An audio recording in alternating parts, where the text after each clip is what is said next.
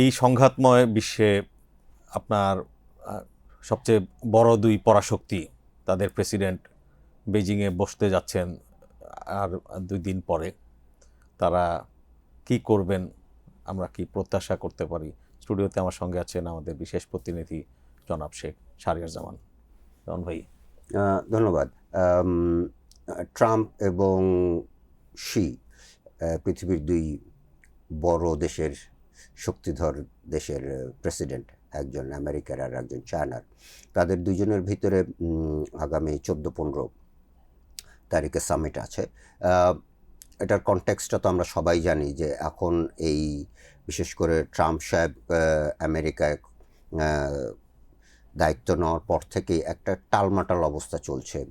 প্রথমেই ট্যারিফ দিয়ে শুরু হলো, ট্যারিফ যুদ্ধ। এরপরে পৃথিবীর বেশ কিছু জায়গায় কনফ্লিক্ট আমরা দেখতে পেলাম। বিশেষ করে ভেনেজুয়েলার যে এপিসোডটা আমরা দেখলাম, যে সেখান থেকে মাদুরোকে তুলে নিয়ে আসলো। এরপরে মাঝখানে গাজার যে অনগোয়িং যে কনফ্লিক্টটা তখনও ছিল, তার আগে থেকে শুরু হয়েছিল। ট্রাম্প সাহেব সেটাকে যে খুব একটা বেশি প্রথম দিকে আমলে নিয়েছেন, তারপরে অনেক পরে গিয়ে উনি ইন্টারভেন করেছেন। এবং ওই মাঝখানেও কিন্তু ইরানে একটা হামলা হয়েছিল আমেরিকা এবং ইসরায়েলের, 12 দিনব্যাপী যে যুদ্ধটা হলো। তারপরে তো সেটা সমাপ্তি হলো, কিন্তু এখন আবার এই 28শে ফেব্রুয়ারি কিন্তু আমেরিকা ইসরায়েল আবার ইরানে হামলা করলো।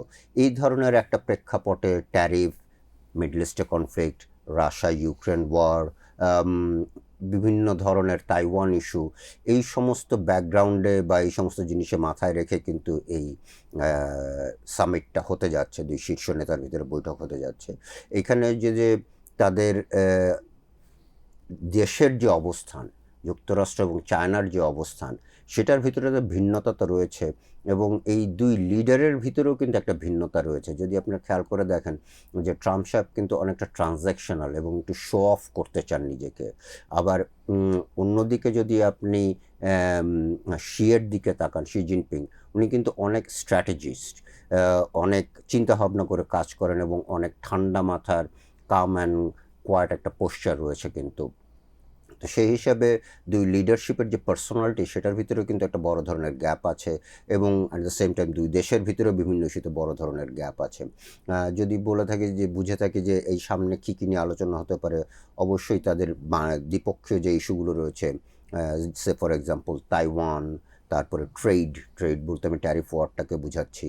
তারপরে যদি আমি বলি যে টেকনোলজিক্যাল সভরেন্টি অর্থাৎ যে ওই যে ক্রিটিক্যাল মিনারেল, রেয়ার আর্থ, সেগুলোর যে চায়নার যে অ্যাক্সেস রয়েছে, সেটা আমেরিকাও চায় যে সেখানে যারা অব্যাহতভাবে সেই ক্রিটিক্যাল মিনারেলগুলো আমেরিকায় যেন পৌঁছায়, যাতে করে তাদের চিপস অ্যান্ড আদার থিংস, যেগুলো ডিজিটাল ওয়ার্ল্ডে খুবই ইম্পর্ট্যান্ট, সেটা যেন তারা বানানো অব্যাহত রাখতে পারে। এই সমস্ত জিনিস তো ডমিনেট করবে। বাট মিডল ইস্ট ক্রাইসিস, এইটা বড় আকারে আসবে বলেই ধারণা করা হচ্ছে।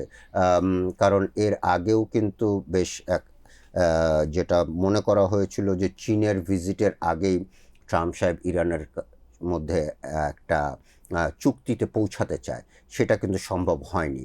ফলে একটা ধারণা করা হচ্ছে যে হয়তো বা একটা ফেস সেভিং সলিউশনের জন্য হলেও ট্রাম্প সাহেব হয়তো বা শিখে বলতে পারে যে ইরানের উপরে তার যে প্রভাবটা রয়েছে, সেই প্রভাবটা খাটিয়ে অন্তত একটা সলিউশনের দিকে যেতে পারে কিনা।